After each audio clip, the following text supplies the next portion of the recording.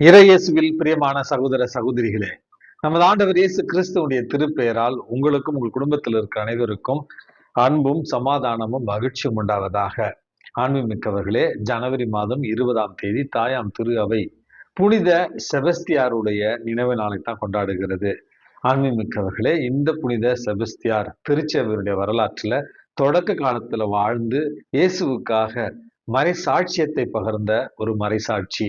இவர் பிறந்தது கிபி 252 அப்படின்னு சொல்லுகிறார்கள். பிறந்தது பிரான்ஸ் தேசத்துல, வளர்ந்தது இத்தாலியில் இருக்கிற மிலான் என்கிற ஒரு பகுதியில. அப்பொழுது இருந்த ரோமிய அரசர்களுக்கு இவர் மிக நெருங்கிய படைத்தளபதியாக இருந்தார் என்று தான் இவருடைய வாழ்க்கை வரலாற்றில் நம்ம வாசிக்கிறோம். இவர் வாழ்ந்த அந்த ஒரு காலகட்டத்துல பேரரசன் டயக்லிஷியன் மற்றும் அவருடைய சகோதரர் மாக்சிமியன் என்பவர்கள் தான் ரோமையிலிருந்து ஆட்சி செய்கிறார்கள். அவர்களுக்கு ஒரு மெய்காப்பாளராக அல்லது அவருடைய மிக நெருக்கமான படை தளபதிகளில் ஒருவராகத்தான் இந்த செபஸ்தியார் இருந்தார் என்று இவருடைய வாழ்க்கை வரலாற்றில் நம்ம வாசிக்கிறோம். அனுமதிமிக்கவர்களே, ரோமிய அரசனுடைய படை தளபதியாக இருந்தாலும் இயேசுவை தன்னுடைய மீட்பராகவும் அன்னை மரியாளை தன்னுடைய தாயாகவும் தன்னுடைய வாழ்க்கையில ஏற்றுக்கொண்டு துன்புறும் கிறிஸ்தவர்களுக்காக அரச உயர் பதவியில் இருந்தாலும் இவர் உதவி செய்தார் என்று தான் இவருடைய வாழ்க்கை வரலாற்றில் நம்ம வாசிக்கிறோம். அன்புமிக்கவர்களே, அரசனுக்கு மிக நெருக்கமான ஒரு படைத்தளபதியாக இருந்த ஒரு காரணத்தினால் இவர் கிறிஸ்துவத்தை ஏற்றுக்கொண்டால் இது மிகப்பெரிய ஒரு பாதிப்பை ஏற்படுத்தும் என்று அரசன் டயக்லிஷியன் மற்றும் மாக்சிமியன் இருவருமே இவருக்கு இன்னும் பதவி உயர்வுகளையும் இன்னும் பல சலுகைகளையும் கொடுத்து இவரை மறுபடியும் ரோமை கடவுள்களுக்கு வழிபாடு செய்வதற்காக அழைப்பு விடுக்கிறார்கள்.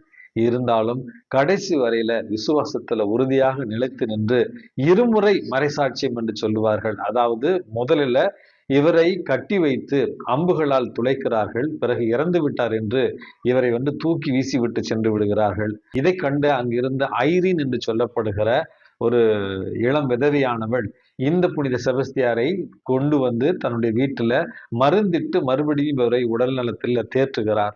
உடல்நலம் தேறியவுடன் மறுபடியும் அரசவைக்கு சென்று அரசனை கண்டித்து திருத்த முயற்சி செய்கிறார். அரசனுக்கு இறை வார்த்தையை கூறுகிறார்.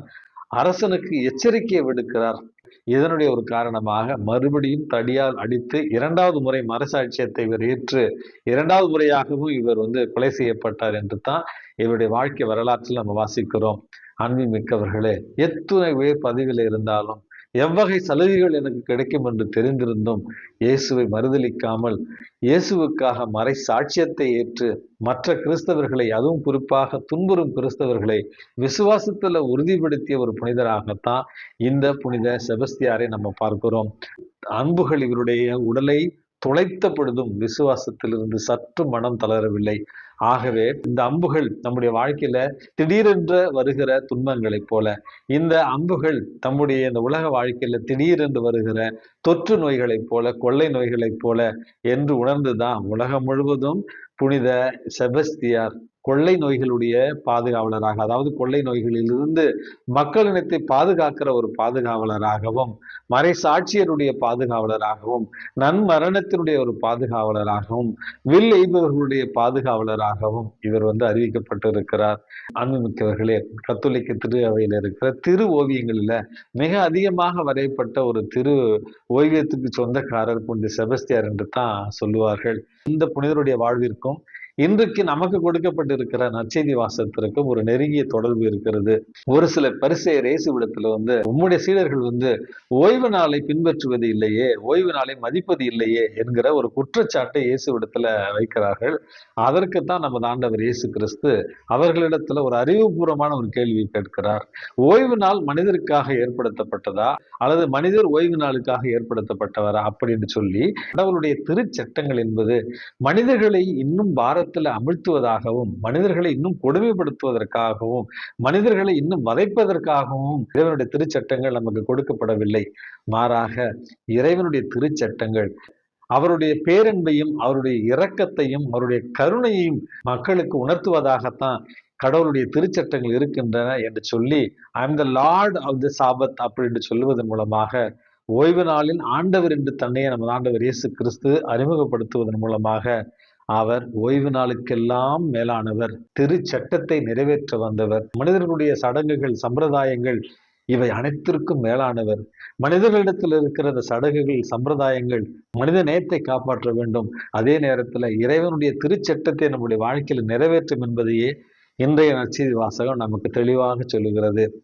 அன்புமிக்கவர்களே, புனித செபஸ்தியார் ஒரு அரசு அதிகாரத்தின் தலைவராக இருந்தாலும், படை தளபதியாக இருந்தாலும், மனிதர்களுடைய பார்வையில ரோமை அரசனுடைய சட்ட திட்டங்களை ஒழுங்குபடுத்துபவராக இருந்தாலும், அந்த ஒரு நேரம் இறை சட்டத்திற்கு எதிராக இருக்கிறது, இறைவனுடைய கருணைக்கு எதிராக இருக்கிறது, இறைவனுடைய அன்பிற்கு எதிராக இருக்கிறது என்று உணர்ந்தாரோ அன்றே அந்த ரோமை அரசின் சட்டங்களுக்கு எதிராக மனிதர்களை பாதுகாக்கின்ற, அவர்களை விசுவாசத்தில் உறுதிப்படுத்துகிற, கடவுளுடைய திருச்சட்டத்துக்கு மட்டுமே தலை வணங்குகிற ஒரு படைத்தளபதியாக இயேசுவின் திருமுன்னிலையில ஒரு விசுவாசத்தின் வீரனாகத்தான் வாழ்ந்து மரித்திருக்கிறார்.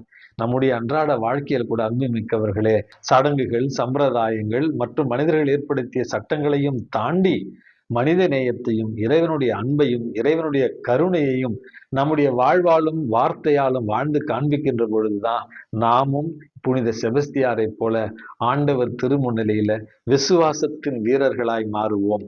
இந்த ஒரு வரத்திற்காக இறைவனிடத்தில் இன்றைக்கு மன்றாடி ஜெபிப்போம். எல்லாம் வல்ல இறைவன் தந்தை, மகன், தூய ஆவி உங்களை, உங்கள் குடும்பத்தில் இருக்கிற அனைவரையும் நிறைவாக ஆசீர்வதித்து பாதுகாத்து வழி நடத்துவாராக. ஆமென்.